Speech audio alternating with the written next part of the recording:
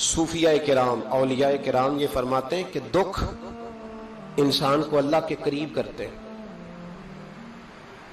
آپ کو نہ بھی سمجھ آئی تو جملہ بڑا مزیدار ہے، میری تربیت کرے گا۔ دکھ انسان کو اللہ کے قریب کرتے، سکھ بندے کو اللہ سے دور کرتے، یاد رکھنا۔ جن کو دکھ کوئی نہیں نہ ہوتا وہ تو بیت اللہ کے غلاف کو پکڑ کے بھی نہیں روتے، جو تڑپ رہے ہوتے نہ تڑپ رہے ہوتے، سسکیاں لے رہے ہوتے، ان کے قریب جا کے پوچھو بابا کیا مسئلہ ہے، تو کہتے ہیں بیٹی سسرال میں دکھی ہے، بیٹا جوان ہے پر بے اولاد ہے۔ دکھ ہے نا جن لوگوں کو، ان کے پاس درد ہے، ان کی آنکھوں میں آنسو ہے، لیکن جو سکھی ہیں ان کا ماحول ان کے معاملات سخت ہو جاتے۔ حضرت ایوب علی نبینا علیہ الصلوۃ والسلام اللہ کے پیغمبر ہیں، اللہ نے بیٹے بھی دیے، کھیت بھی دیے، بہت زیادہ جانور بھی دیے، بڑی دولت، بڑا کچھ۔ رب آزماتا بھی ہے، اس کا نظام ہے، جتنا کہ اس کے قریب ہوتا ہے اتنا ہی زیادہ آزماتا ہے۔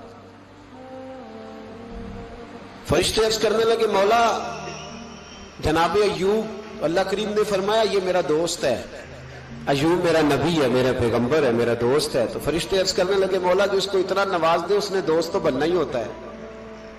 ایک روایت میں 7 بیٹے، ایک میں 14 بیٹے، کھیت کھلیان باغ بڑا کچھ، تو دوست تو بننا ہے۔ تو رب کریم نے فرمایا جاؤ آزما لو، جا کے جاؤ، جا کے۔ کون کہہ رہا ہے؟ یاری تیری سونا تے ازمائشاں تیریاں اگ، اے سونا پرکھیا جاوندا ہی پہلو نال اگاں دے لگ، جاؤ آزما لو۔ فرشتے آ گئے، ایک ہی دن میں سارے باغ اجڑ گئے، جل گئے کھیت۔ ایک دن لگا، بننے میں وقت لگتا ہے، اجڑنے میں وقت نہیں لگتا۔ ایک دن لگا تو جانور ایک بیماری سے سارے مر گئے۔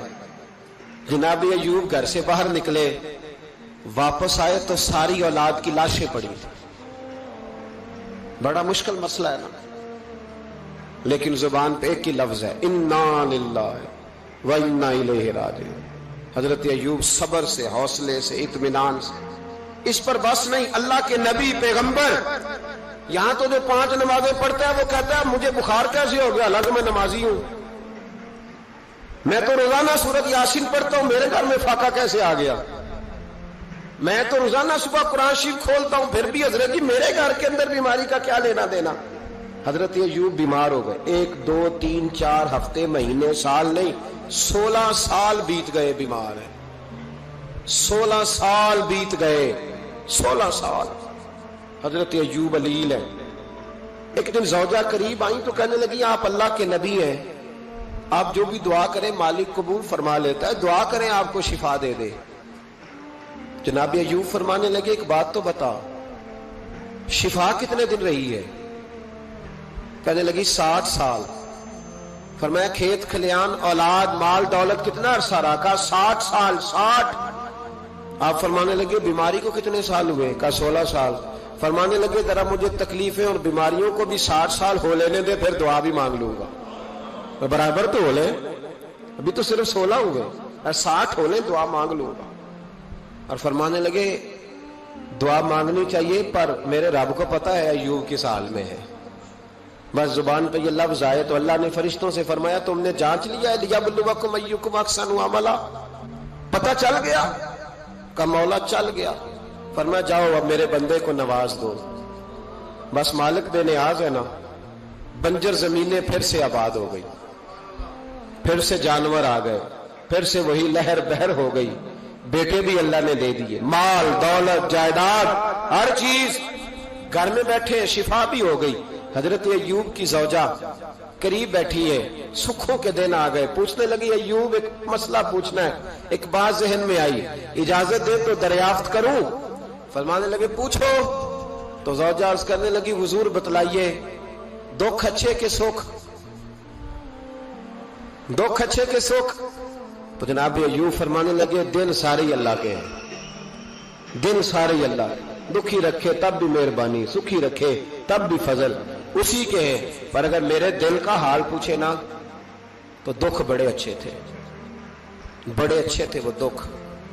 کہا حضور دکھ اچھے تھے؟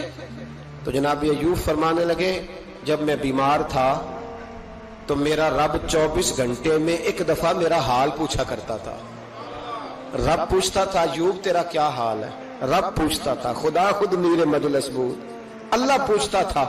فرماتے ہیں 12 گھنٹے اس مزے میں گزر جاتے تھے کہ میرے رب نے میرا حال پوچھا ہے. 12 گھنٹے اس کیف میں بیت جاتے کہ اللہ نے حال پوچھا ہے. اور فرمایا اگلے 12 گھنٹے میں انتظار کرتا رہتا تھا کہ رب دوبارہ کب حال پوچھے گا. فرمایا 24 گھنٹے میں ایک دفعہ پوچھتا تھا. 2 عمر دراز مانگ کے لائے تھے 4 دن 2 آرزو میں کٹ گئے 2 انتظار میں. تو فرماتے ہیں بس یہ اس طرح حال گزر جاتا تھا. فرمانے لگے شفا تو ہو گئی صحت تو ہو گئی کھیت کھلیان تو ہو گئے پر اب میرا رب میرا حال تو نہیں نہ پوچھتا. صبر کرنا سیکھیں حوصلہ پیدا کریں. یہ چھوٹی چھوٹی باتوں پہ چھوٹے چھوٹے معاملات پہ رونے لگنا اور چھوٹی چھوٹی چیزوں کو آڑ بنا کر ناشکری کرنا صبر پیدا کرے.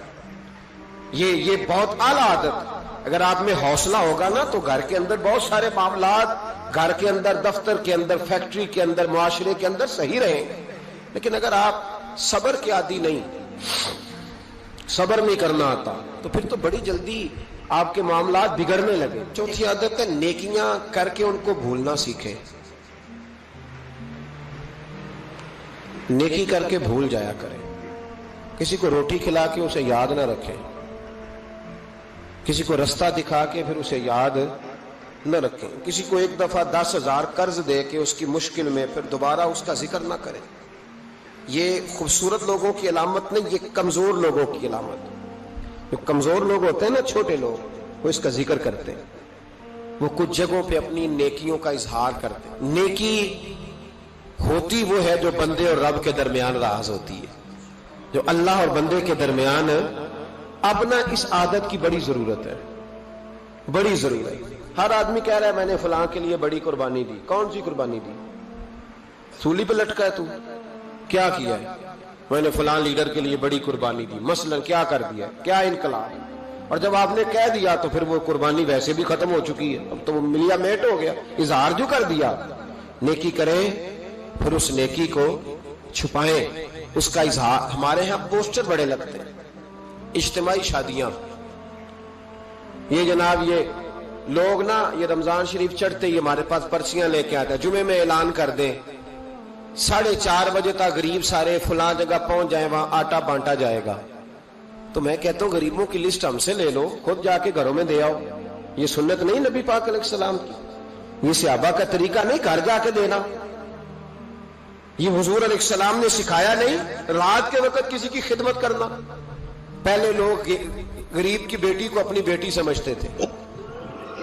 اب غریب کی بیٹی کی شادی ہوتی ہے اجتماعی شادی میں بڑا بورڈ لگایا جاتا ہے. پھر اخبار پہ فوٹو ہوتی ہے دولہے کی. یعنی اس کی ویڈیو بناؤ تاکہ اس کے پوتے بھی کل کو کہیں کہ ہماری دادی کی شادی خیرات میں ہوئی تھی ہمارے دادا کا نکاح خیرات میں ہوا. ٹھیک ہے ہم پر لوگ خشکی کا تانا لگاتے ہیں تو کوئی حرج نہیں. لیکن میں نہیں قائل. مجھے کہتے ہیں جی محفل میلاد پر ہم 11 بچیوں کی شادی کرائیں گے. تو میں کہتا ہوں آپ کو کیا ضرورت ہے؟ جو اگر دینا ہے تو جاؤ ان کے گھر جا کے غریب باپ کی ہتھیلی پہ رکھا ہو. بات ختم ہو گئی. زیادہ تحقیق کا تو ہمیں حکم ہی نہیں ہے. نیکی کر کے اس کا اتنا اظہار اس قدر زیادہ اس کا نام. میں نے پہلے بھی کہا تھا ایک دفعہ پھر کہتا ہوں میں مساجد میں جاتا ہوں تو وہاں نا بورڈ لگے ہوئے ہیں فلاں آدمی 100 روپیہ دیتا ہے اس کا بھی نام لکھا ہے 600 روپے والے کا بھی نام لکھا ہے. یہ 1000 روپیہ مہینے کا دیتا ہے. تو میں نے کہا آپ نے صرف یہاں نام لکھوایا اس کا سارے جگہ پہ کیوں نہیں اشتہار لگوائے تاکہ اجر دینے والے دے تو لیتے. میرے رسول پاک صلی اللہ علیہ وسلم نے فرمایا کچھ لوگ قیامت کے دن احد پہاڑ کے برابر نیکیاں لے کے آئیں گے تو رب ان سے فرمائے گا تمہارے پاس تمہارے لیے میرے پاس میں تمہیں اجر نہیں دوں گا جاؤ. یا اللہ ہم کہاں سے اجر لیں؟ تو رب فرمائے گا انہیں سے اجر لو جنہیں دکھانے کے لیے تم نیکی کرتے. میرے لیے تو کی نہیں. اپنی نیکیوں کو چھپانا سیکھیں.